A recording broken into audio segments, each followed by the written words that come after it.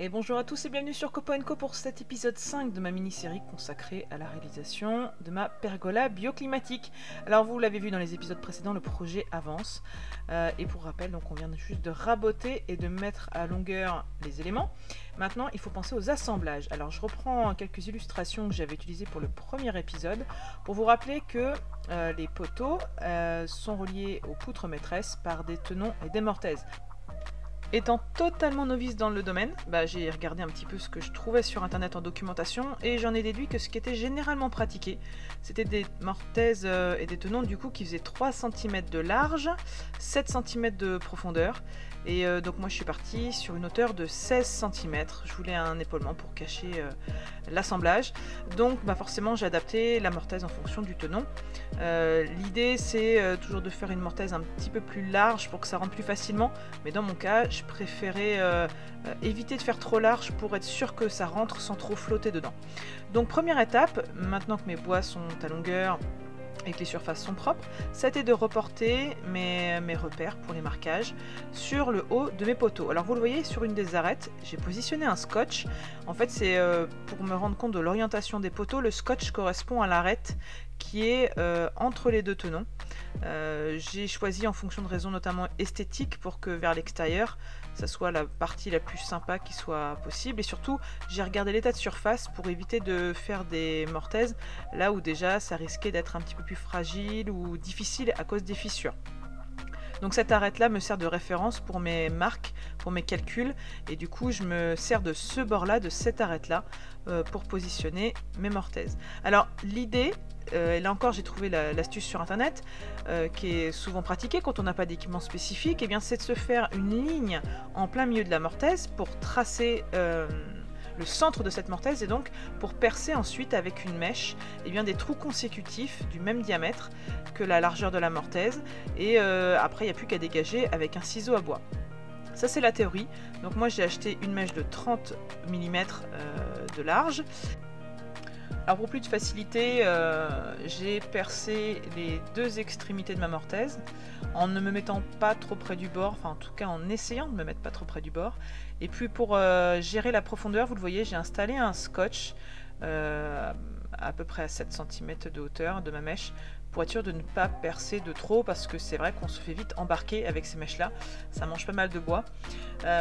Donc voilà, l'idée c'est de percer les deux extrémités, puis petit à petit de percer l'espace qui reste en essayant de toujours rester sur cette ligne qu'on a tracée. Le problème c'est que vous voyez par exemple ici, j'avais une espèce de petite fente qui me faisait facilement dévier, et puis quand bien même je m'étais fabriqué un petit repère, un petit gabarit pour toujours être à 90, la mèche elle a vite tendance à dévier, et puis on n'est pas non plus voilà, on n'est pas non plus parfait et infaillible, donc de temps en temps, j'arrivais pas forcément à rester dans l'axe, c'était un petit peu le problème. Mais une fois que le gros était dégrossi du coup avec cette mèche, il restait plus qu'à dégager les copeaux, faire des arêtes un peu plus propres, des côtés un peu plus propres avec le ciseau à bois.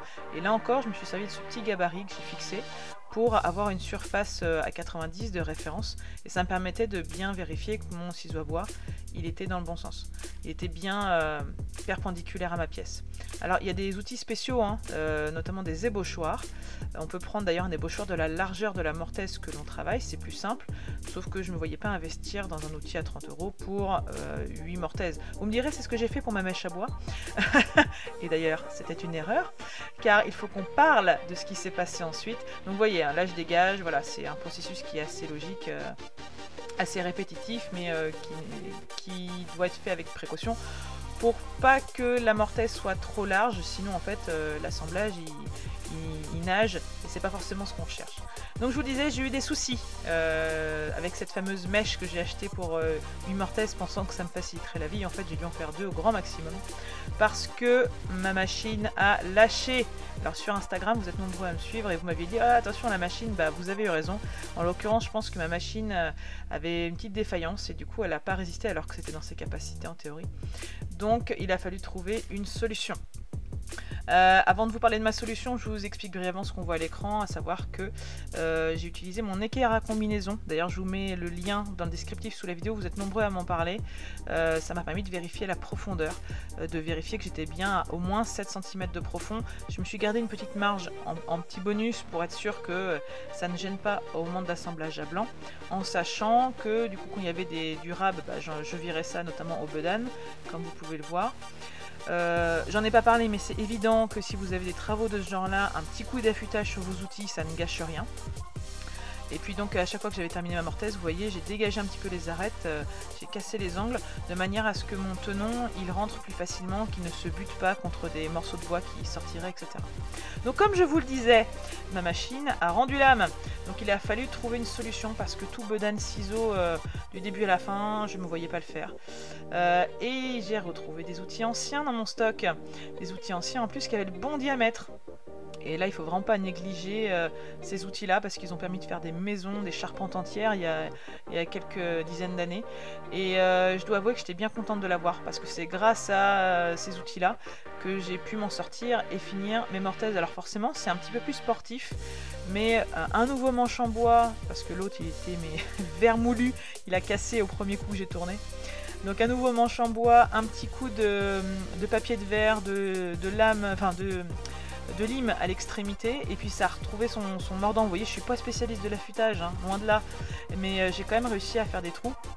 Et donc j'ai réussi à faire mes mortaises. Alors, au début j'avais repris un outil comme ça qui faisait 30 mm de large, mais vous le voyez, hein, c'est dur d'être droit, on gigote un peu gauche-droite, on se fait vite décaler de notre repère central, et au final j'ai opté pour celle que vous voyez, qui faisait peut-être bien 28 mm ou 27 mm, je ne sais pas trop, mais un tout petit peu moins, ce qui fait que mes mortaises, elles étaient un petit peu moins larges, elles sortaient moins des repères que je m'étais fixé.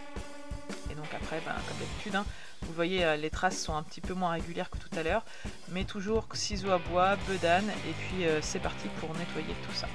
Alors, vous savez, l'idée c'est de faire des épisodes courts, donc je vais m'arrêter là pour celui-ci, mais la prochaine fois on va parler des tenons.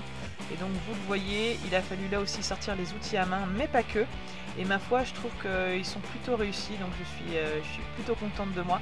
Je vous mets dans la description, pendant que j'y pense, une vidéo sur les mortaises et les tenons d'un youtubeur dont c'est le métier, qui est charpentier, donc n'hésitez pas à aller faire un tour sur sa page, vous apprendrez beaucoup plus de choses que ici où là l'objectif c'est vraiment de vous faire part de mon expérience, parce que c'était mes premières mortaises, ce sera aussi mes premiers tenons. Et je vous encourage vivement à cliquer en bas à droite de l'écran pour vous abonner si ce n'est pas déjà fait, pour ne pas manquer les prochains épisodes. En attendant, je vous dis à très bientôt sur Copo & Co, et surtout, n'oubliez pas, faites plein de copeaux. Bye bye.